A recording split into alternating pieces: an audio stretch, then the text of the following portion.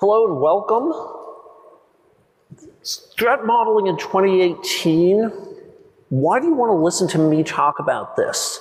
Maybe some of the reason is I've done a lot of things around threat modeling. I wrote a book, I created a game, I shipped some software out of Microsoft to help people do this. And people have been asking me since I wrote that book, what's new in threat modeling since you did that? And my answer was sort of, not much, not much. And then I started looking at it and I said, well, there's some changes happening. And so I put this talk together as a way to give you my perspective and share with you what I'm seeing as changing in the practice of threat modeling. Also about me, I helped create the CVE, I'm on the review board here. I'm going to mention a lot of products as I go. None of this is intended as criticism, it's just intended to make things concrete. And so with that, when people ask me, what's changing in threat modeling, I ask what's changing in the world. And to me, threat modeling is a way of looking at the world. And so the changes in the world are reflected in the way that we threat model. And so we've seen really interesting news stories just this year. There was a death caused by swatting where someone spoofs a phone number, calls 911 and says there's a crisis at this address. We saw a self-driving car impact and kill a pedestrian. We've seen the rollout of GDPR privacy regulations, which actually have a lot of impact on threat modeling and the economics of it. We get to use phrases like, I got root on the vacuum cleaner. The fellow you see in the bottom middle is President Trump. No, the fellow on the other side of that is Kim Young-choi, who the FBI has publicly said was responsible for the hacking of Sony Pictures. The stuff we do has different consequence. It's bleeding into the world outside of just exploitation. These things matter in different ways. They're used in different ways. And then just a fascinating little story. The Dutch spies broke into IoT video cameras in a Russian military facility and read over the people's shoulders to figure out what computers they were hacking into. Cameras are better than we expect, and we'll talk about that. So when I think about 2018 in a nutshell, it's 2018, we need some cat video. And what you see here is a sophisticated attacker deploying tools against an IoT defensive system.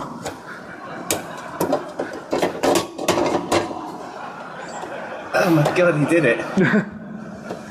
And I'll mention all of the URLs. There's a lot of URLs, there's a lot of references. They're all in the speaker notes, and I'll produce a PDF of that that'll be available later today so you can find the video, you can find the stuff that I'm talking about. So when I talk about threat modeling, I think about four questions. I think about what are we working on, what can go wrong, what are we going to do about it, and did we do a good job? And I created this frame when I was simplifying things back in 2006, 2008, and it still works well in 2018, and it's working well enough that I'm actually going to use it as a frame for this talk. We're going to talk about what are we working on, and we're going to talk about what can go wrong. In the what are we working on part of this, I'm also going to talk about how we're working on it, because first, the fast-moving world of cyber. There are new things happening. We need to threat model them. But also the ways in which we're working are changing. Agile has won. We need to threat model agilely. And I've been talking to a lot of people about what models are and why different models work in different situations, and I want to share some of that with you. From there, we'll talk about what can go wrong. We'll talk about stride, we'll talk about machine learning, and we'll talk about conflicts that happen at a higher level of the stack. With that, let's talk about the fast-moving world of cyber. It's really popular to say that everything is changing so quickly. The world is changing. New stuff is happening every day. I mean, here it's easy to get overwhelmed with the new vulnerabilities, the new exploits, the new techniques, all the cool stuff that brings you to Black Hat. If we take a deep breath, we slow down a little bit, we model, we use models to help us see the shape of the world, to help us organize the information that's coming at us, the rate of change looks slower. The Morris worm, 30 years ago, the Morris worm used stack smashing. Stack smashing, sort of a solved problem if you're using a modern platform.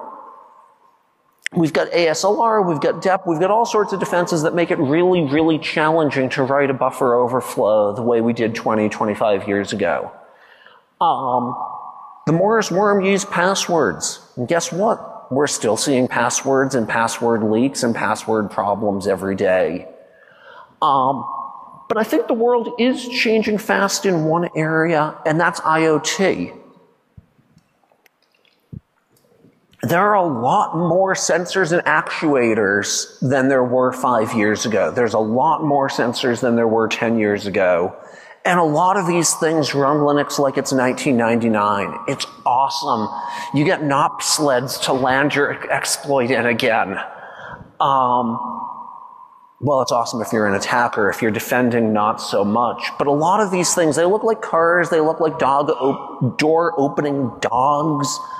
And the cost is all over the map. You have things like light bulbs, you know, $5, $10 for an internet-connected light bulb. And you have things like jet engines. The airplane you flew here in was probably sending telemetry back to its manufacturer in real time so that they can schedule maintenance so the plane has more useful hours, you have fewer delays. Which also means that your jet engine might be running Linux like it's 1999. The impact of these things are also all over the map. If your internet-connected water sensor is down for a week or a month, it might not matter. You might not have a water leak in that time. It'll be okay. You can fix it. If, on the other hand, you have a problem with a medical device that's implanted in someone's body, well, that's much more impactful, much, much faster. And so we have these wide ranges of things to consider as we threat model, as we look at what can go wrong. We've got a broad spectrum, a much broader spectrum than we did even a few years ago. And we also have new attackers, and I'll talk about those new attackers later in the talk. And so all of this means that the ways to threat model are evolving and changing in response to the pressures that they face. And I want to be really specific about the phrase, the ways to threat model are. Threat modeling is a collection of techniques that we bring to bear. It's not one monolithic thing. It's different ways, different tools that you can use. And so the tooling that I shipped, the previous version of the Microsoft SDL tool, is an IDE. It does everything in one place. And in the last year, we've seen some really interesting new tools. Tudomenic, a British company, has a service. And what you do is you upload a diagram and they give you a spreadsheet of threats. It's discrete tooling that does one thing well. Well, that's a whole different model. And then there's a company, Arius Risk. I'm on their advisory board, disclaimer there. But I'm there because they're doing interesting things about scaling threat models across lots and lots of enterprise applications.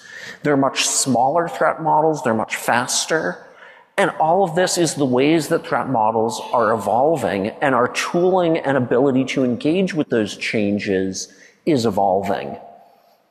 The approaches, I believe Stride still works well. I'll talk about it more. I think the kill chain approaches are really coming into their own as threat modeling tools, and I'll talk about how to do that. But I want you to think about threat modeling. There's 4 questions as building blocks. What are we working on? We have a set of interchangeable blocks we can use. What can go wrong? We have a set of interchangeable, not quite interchangeable, but we have a set of ways of answering that question that we can use in the right circumstance. And when you think about it, it helps you adjust what you're doing in your threat modeling activity to these changes. You don't need a whole brand new threat modeling approach because of IoT. You need to make some changes. You don't need to have a whole brand new threat modeling approach because your company is now doing everything in an agile way. You need to adjust the building blocks you're using a little bit. And so, brings us to Agile. And frankly, Agile has won, and that's a fine thing. And when I think about threat modeling, people often say, but the way you talk about threat modeling is waterfall-y. Okay, yes, it is a little waterfall-y because it's easier to conceptualize when we model development as a waterfall than when we think about these interlocking agile cycles or fast CI/CD cycles. But the thing that I believe very deeply is that threat modeling is no more inherently waterfall-y or agile than Ruby. You can use Ruby in a waterfall process, you can use Ruby in an agile process. Same thing for threat modeling. And so, when you do this, in the waterfall world versus the agile world, the skills, the techniques, the tools that you use are super similar. They can be the same. The scope is very, very different. The deliverables are very, very different. And so you can bring these skills that you've acquired, however you learn to threat model. And when I think about Agile, when I think about these 4 questions, there's a lot on this slide. And the reason there's a lot on this slide is I wanted you to be able to take it in at a glance. So down the left column are the 4 questions. System model, what are we working on? Threats, what can go wrong? Fixes, what are we going to do about it? Quality, test, did we do a good job? And so when I think about threat modeling, something like Windows or a big travel site or a big social networking site, you can take it all and say, wow, this is this big complex thing. And that's the waterfall approach. And you can say, what are we working on in this sprint? In the agile world, you can just say, what are we working on in this sprint? Let's threat model that. Maybe it's complicated. It's something that crosses over a trust boundary in some new way. Maybe it's something very simple. We're building a new recommendation engine, and so it's taking in the same data. It's emitting the same sorts of recommendation structures. That's a very simple threat model. But we scope it down to what we're working on, and I'll talk about security debt in a minute. We find threats the same sort of way. We find the threats using stride, using kill chain, whatever the techniques are. And our fixes go from we're writing test plans and mitigations to we might have a security acceptance criteria for the release. We might have some controls that go into the backlog. They're too big to fit into that particular release.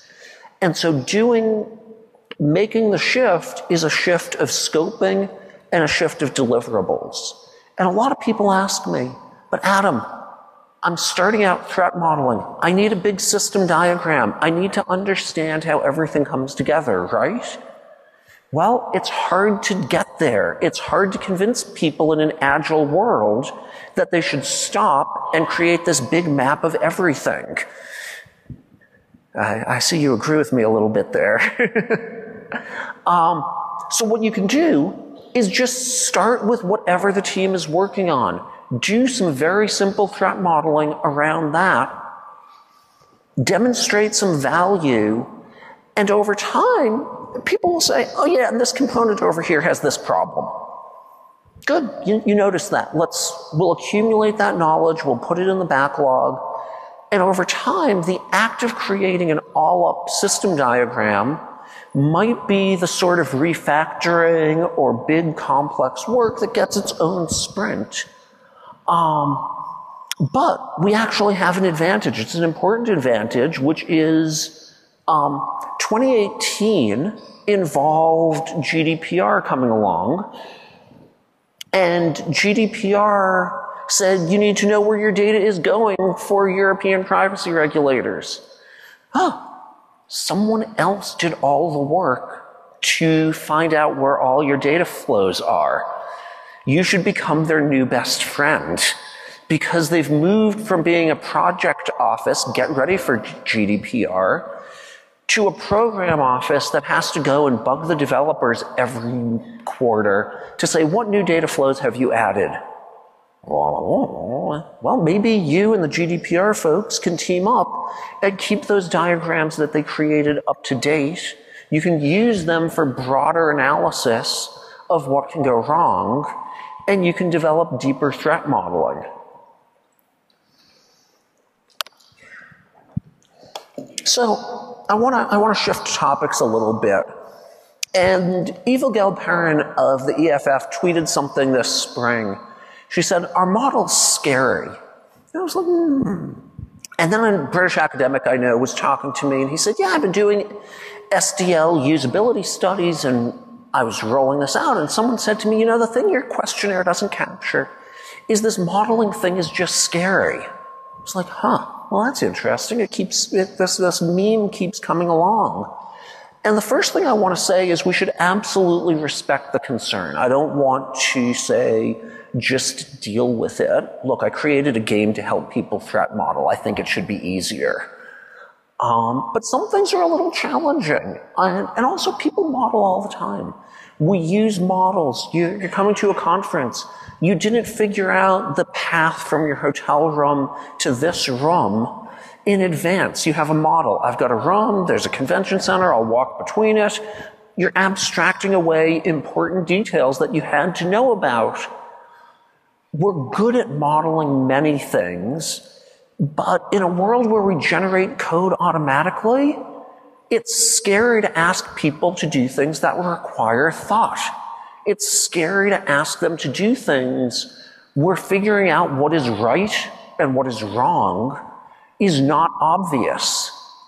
And so, yeah, models are scary, and I have a little quiz for you. We've got two models of a car here. There's a model of a Lego car. Who thinks the model of the Lego car is a better model? We've got a few hands. Who thinks the Hot Wheels model is a better model? Got a few hands again. Many of you are not committed. Many of you might think that this is a trap of some form. I don't know why you'd think I would put you in a trap of some form. But the answer is you're all right. The Lego model is more fun to build. You can reuse the parts in interesting ways. And it's lower fidelity, right? The Hot Wheels model is more resilient when a 4-year-old steps on it or throws it across the room. It shows the curves of the car more accurately. And so models are useful depending on what you want to get out of them. There is no best model, and statistician George Box liked to say that all models are wrong and some models are useful, and I find myself quoting him about once a day because this is just really deep truth. All models, the nature of a model is you eliminate details so that you have something that's easier to construct or work with. And therefore, it is by definition wrong. We should judge models on usefulness. And one of the places that models are useful, and I'm borrowing here from John Allspaw, who is the CTO at Etsy. He's got a great blog where he talks about the practice of engineering. And he talks about the difference between dialogue and discussion. And a dialogue is when we have a back and forth, like a platonic dialogue, we together are searching out the truth. And we're learning from one another. And that exploration, that what if, that prototyping precedes the act of making a decision. And a decision is saying we're going to do this, not that. And models play into this, right? A whiteboard model is great for what if. It is great in dialogue. And as an engineering project moves from brainstorming to delivery to production, it goes through phases. And in the beginning, we have a dialogue where we have pictures on a whiteboard, we're talking on Slack and maybe even still email if you're old-fashioned. At some point someone says, hey, we'll write a specification for this, and the diagram moves. It goes from the whiteboard into Visio or into OmniGraffle or whatever it is you're using. And maybe if this is a spec a lot of people are going to read, it gets put into Photoshop so it gets really pretty. Each of these involves energy. Each of these involves work. And if there's one thing that I get from the Agile people I collaborate with, it's that they love eliminating work from their programs. And so we can ask ourselves, which of this work is important for which pieces of the things that we're working on in which projects? And the answers can be different. That's okay. The ways to threat model are, we can do more than one thing, and we can do the thing that's appropriate for our project. If all we want is a dialogue about a bunch of possibilities, we go to the whiteboard, we have a conversation, we discover that one has more good properties than others. We take a note, we take a picture, we're done.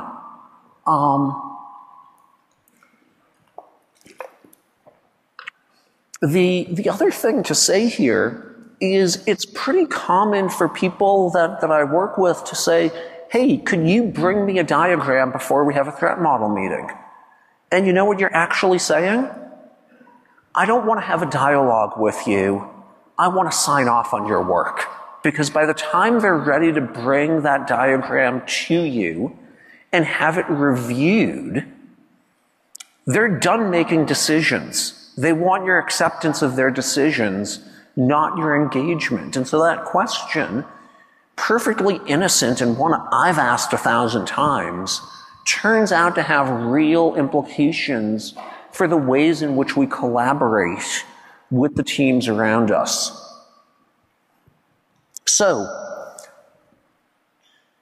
we have talked about the changing world, Agile, and models. And from here, I want to shift our attention to the question of what can go wrong. And what can go wrong is at the heart of threat modeling. It's the hardest part in many ways to find systematic, structured, comprehensive ways to predict what will break in a system before you've even built it. That's why we do this work. That's what makes it powerful. And that's also what makes it difficult, because predictions are hard, especially about the future. And so I want to talk about Stride. I want to talk about adversarial machine learning. I want to talk about the use of kill chain. And could you kill my mic for 1 second? I need to cough. I don't want to kill everyone's... Sorry about that. I'm hearing the volume here, and you don't need the what can go wrong is not I deafen you. And so I want to talk about operations, and I want to talk about conflict. So Stride. If you're not familiar with Stride, it stands for Spoofing, Tampering, Repudiation, Information Disclosure, Denial of Service, and Elevation of Privilege. It is a model of what can go wrong. It's a mnemonic. It is not a good taxonomy. You'll hear it referred to as a classification or categorization. If you use it that way, you're making work for yourself. You found the threat, move to the next problem. But when you're looking across a system, it's a helpful mnemonic, and there's a lot of new things happening that fit into the system well, and so we can think about them. And also, it's 2018, I get to use emoji in my slides. So there's a variant of Stride called Stride Lateral Movement, and everything you need to know is in the emoji. No, actually, I'll talk about it just a little bit and how I feel about it. So, the S in Stride stands for spoofing, and I want to talk about 3 areas of spoofing which are new. The first is phone authentication. There's markets for selfies, which I think is an interesting development, and I want to talk about audio-video spoofing. So first, NIST has deprecated the use of SMS for authentication. If you rely on text messages for authentication, doing something that a national standards body has said is no longer acceptable might create problems for you when lawyers show up. I'm not a lawyer, I don't want to make a prediction, but you should be aware that NIST is saying stop doing that. Phone porting attacks, where I call up and I say, hey, I'd like to move your cell phone from AT&T to T-Mobile or vice versa. Why do I do this? Because all of your bitcoins are stored in a way that's protected with 2-factor authentication, and so stealing your phone number allows me to steal all of your cryptocurrency. That's the only cryptocurrency thing I'm going to say in this talk. I apologize if you're here for that. And lastly, I see a rise in scammetry, and scammetry is a term for a legitimate company mimicking a scammer, where they do something that is indistinguishable from the behavior of a scammer. Your bank calls you and says, hi, this is your bank, I need your social security number. And you say, how do I know you're not a scammer? And they say, well, look at your caller ID. No, the right answer is let me call you back at the number on the back of my card, and teach people that that's what they should be doing, because that's way safer, except see above about phone porting attacks. So markets for selfies and facial recognition in general. So in April 2016 or so, MasterCard announced pay with a selfie. Woohoo, cool. And in March of 2018, 6gil, an Israeli cyber intelligence company, announced that they were finding selfies in dark web fulls, the collection of information that you buy to break into someone's bank account. So the other thing up here is this hat. And if you look carefully at this hat, there's my laser. There are little LEDs here, and these are infrared LEDs. And what they are doing is shining bright light on the face of the person wearing the hat so that it fools facial recognition systems into authenticating them as someone else. The attacks on biometrics are getting really interesting. I wish more people from the biometrics world would talk to the threat modeling world. I think that would be a useful thing. So there's also spoofing of audio. There's a whole field called voice cloning. There's a set of companies up there that I found poking around at this. And so if you have, like when I call my bank, it's awesome now. I don't have to give them my password because they listen to my voice and they run a biometric in the background to determine if I'm me. I don't know how well that works against voice cloning. I hope they do. And you can think about, who saw the video of Google Duplex, the Google thing that was making a phone call and making an appointment with your for a haircut. So some of you saw this. Really interesting video. And when I add voice cloning into that, so that now you get a call from the CEO saying, hey, Alice, I need you to pay this vendor $50,000, and it sounds just like the CEO. Wow, BC is going to become really interesting. Or you get a call from your significant other and they're like, hey honey, the Netflix isn't working, what's the password? And because passwords have always been with us and always will be, you use the same password for Netflix in your bank, right? That's pretty nervous laughter. So when your sweetie calls you and says, I need the Netflix password, you give it to them because we're used to using biometrics. We're used to using these human factors as ways to authenticate people. Now there's also the spoofing of video. And this is really scary stuff. It's really disturbing stuff as well. And I recommend girding yourself if you choose to search for it, because a lot of the ways in which it's used are to put people into adult video they didn't participate in. And that's really horrific for the people who are put into those videos. But you can create these new videos using machine learning, and I was able to find a work-safe example which I wanted to share with you here, so you can see how it... We're entering an era in which our enemies can make it look like anyone is saying anything at any point in time, even if they would never say those things. So, for instance, they could have me say things like, I don't know, Killmonger was right, or Ben Carson is in the sunken place, or, how about this, simply, President Trump is a total and complete dipshit. Now, you see, I would never say these things, at least not in a public address, but someone else will. Someone like Jordan Peele. And notice the gestures and the head movements are different. Moving forward, we need to be more vigilant with what we trust from the internet. It's a time when we need to rely on trusted news sources. It may sound basic, but how we move forward in the age of information is going to be the difference between whether we survive or whether we become some kind of fucked up dystopia. Thank you. And stay woke, bitches.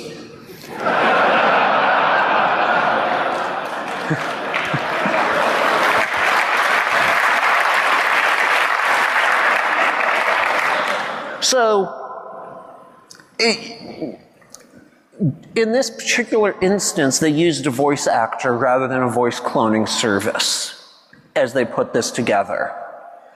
But you can see this becoming commonplace. The technology is available to create these. It's only going to get faster and better.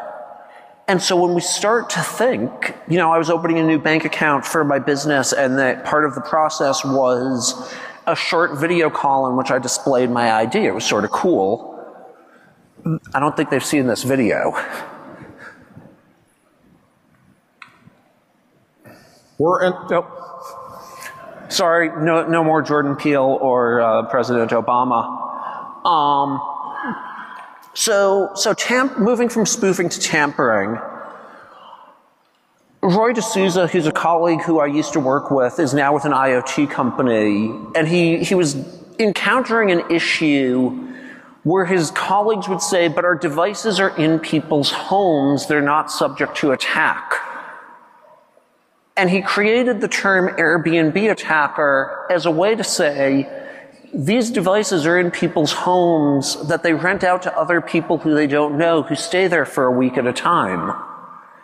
And so that's an interesting way to get people to think about tampering with devices in a new way. There's also this tap lock, which is a Bluetooth fingerprinty IoT lock, which, as it turns out, has an exposed point which you can put a screwdriver into and unlock it. Attacks get better, but it's important to remember the traditional ones.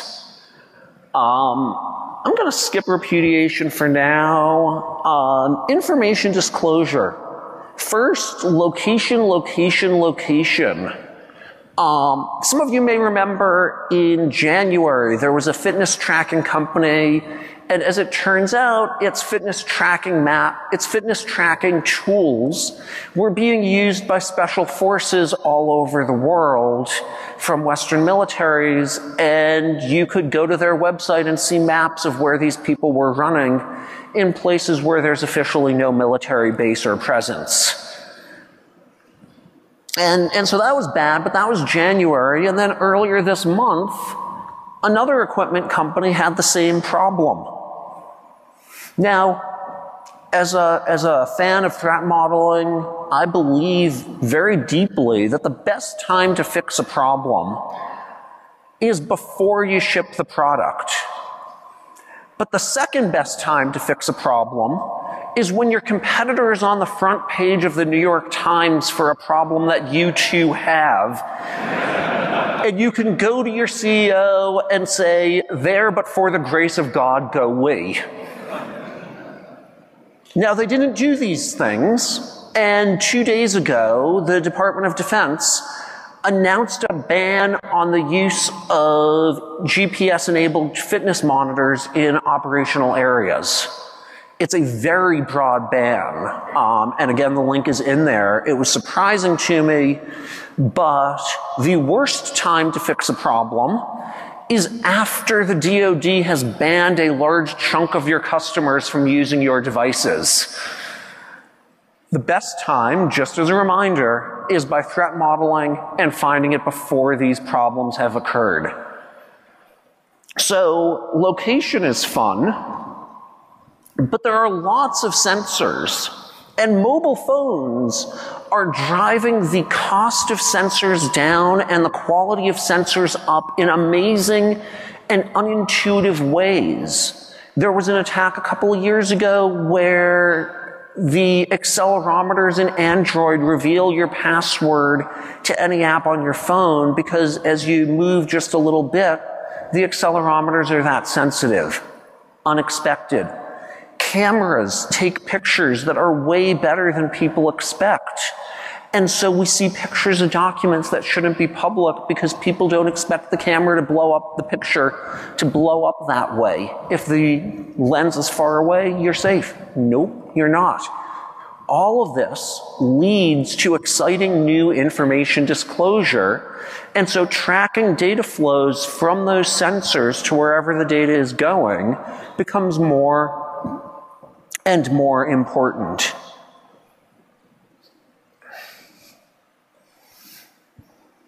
So, denial of service. Denial of service traditionally was about compute, storage, and bandwidth. It's now also about money. The $500 cloud security screw up, another black hat speaker who I like very much, blogged about this and said, someone broke into my AWS account and used it for cryptocurrency mining. $500 later, Amazon had spent the money that he had authorized, and fortunately, Amazon gave him the money back, but that's not guaranteed. Money is now a target for denial of service, and so is battery. People want to be able to set up a wireless security camera, and so there's competition. These things are insane. 2 years on a pair of AA batteries for a Wi-Fi connected camera that's doing JPEG encoding. That's really nice engineering, really. But there are denial of service attacks that are intended to drain the battery, which is annoying when it's your security camera, and it's really, really, really annoying when it's your pacemaker. So, elevation of privilege. Last year or so, there have been a lot of isolation breaks that make it easier to elevate privilege from one domain to another, from one part of a system to another. And we're going to see more of these, but there's also issues in the IoT world. There was a very, again, disturbing article in the New York Times about use of internet-connected devices by former intimate partners who had been kicked out. And it's easy to say, oh, they should just reconfigure the device. I want to tell you a personal story. I was using an email account I don't use very much. I discovered that it BCC'd another email account. And this was on my Mac. I used to be a systems admin person. I know how to debug things. I could not figure out where that BCC was defined in 30 minutes of trying. These systems are complex. There's lots of places in which configuration information is stored. And so we have to think about privileges in new sorts of ways. So, in the interests of time, I'm actually going to skip I'm going to say I'm not a fan of lateral movement. I think it's an extension of spoofing. But if it's going to help you, go ahead and use it. I'm going to talk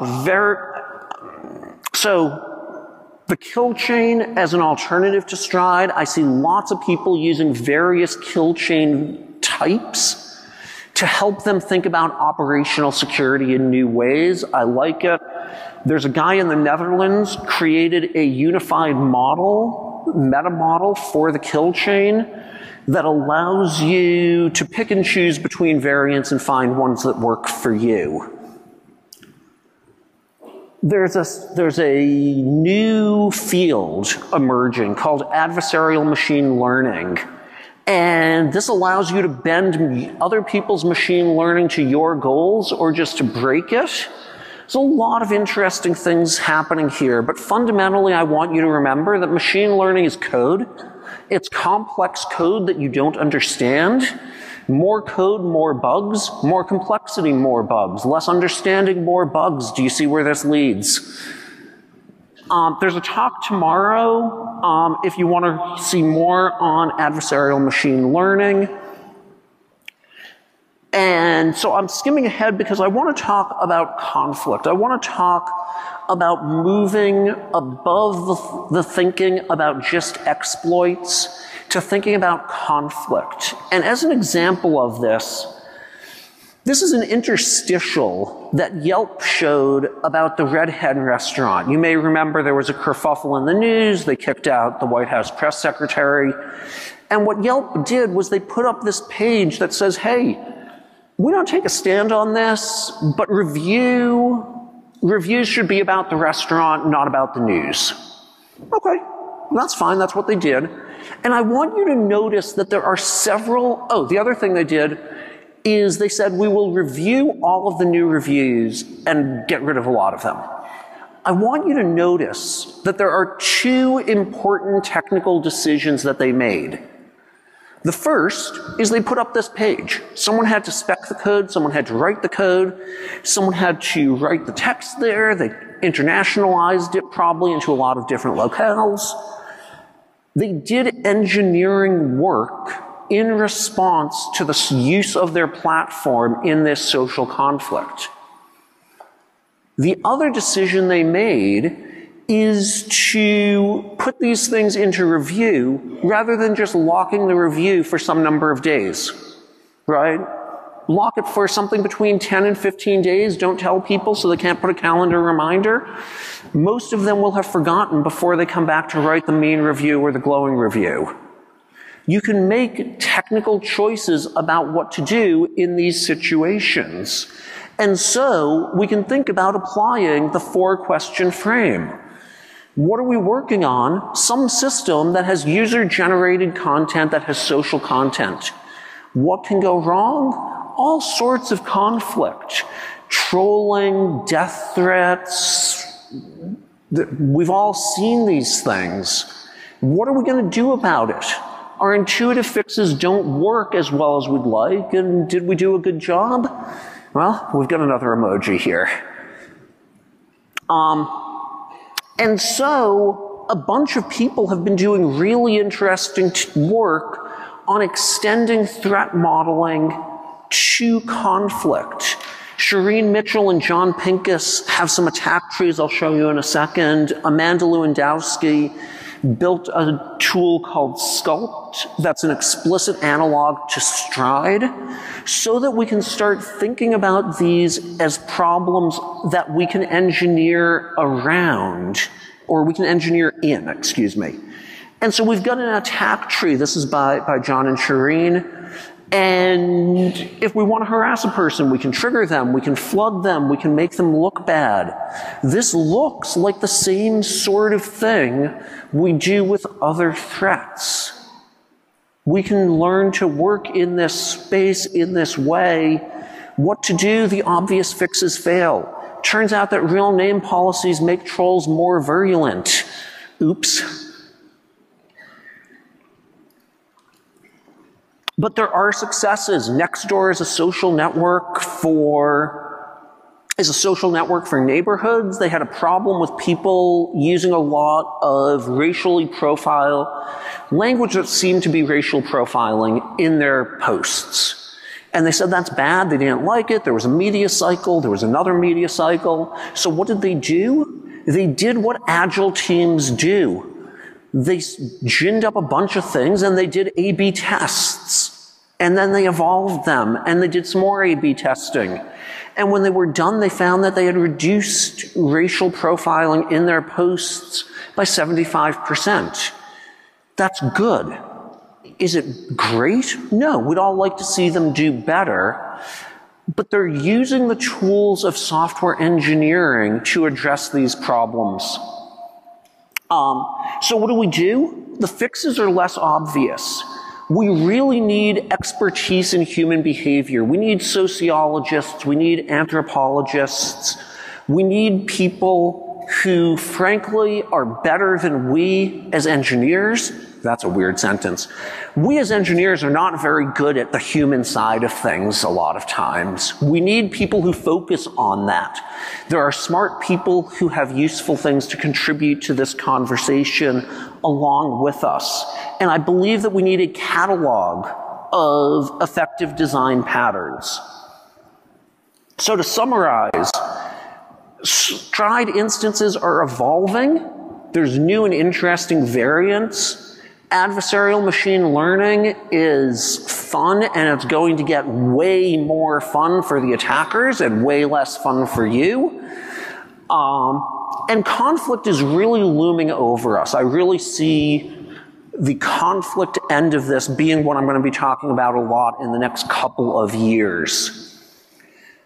So a few key takeaways for the talk overall. First, the fundamentals of threat modeling remain important and effective. Second, the details of what we're working on, how we're working on them, and the threats, all of these things are changing. Lastly, conflict modeling is going to be big. I'd like to say thank you very much. I also want to mention, since you are here, there is an increasingly active threat modeling community on the OWASP Slack channel.